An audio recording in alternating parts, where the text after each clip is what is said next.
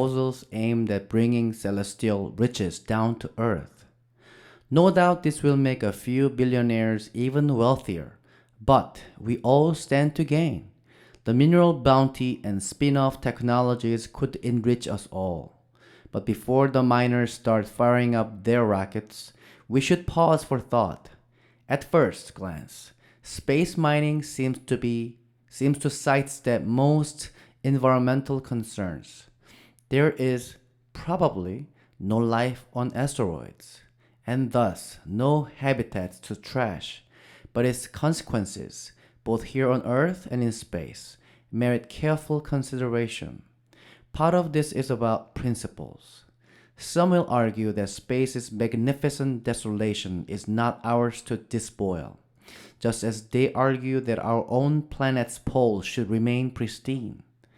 Others will suggest that glorying ourselves on space's riches is not an acceptable alternative to developing more sustainable ways of earthly life.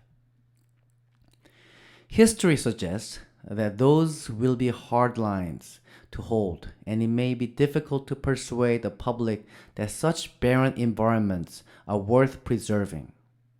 After all, they exist in vast abundance, and even fewer people will experience them than have walked through Antarctica's icy landscapes. There's also the emerging off world economy to consider.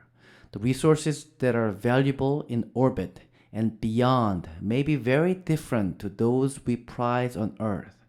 Questions of their stewardship have barely been broached, and the relevant legal and regulatory framework is fragmentary, to put it mildly. Space miners, like their earthly counterparts, are often reluctant to engage with such questions. One speaker at last week's Space Mining Forum in Sydney, Australia, concluded with the plea that regulation should be avoided.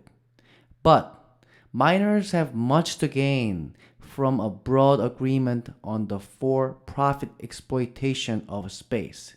Without consensus, claims will be disputed, investments risky, and the gains made insecure. It is in all of our long term interest to seek one out.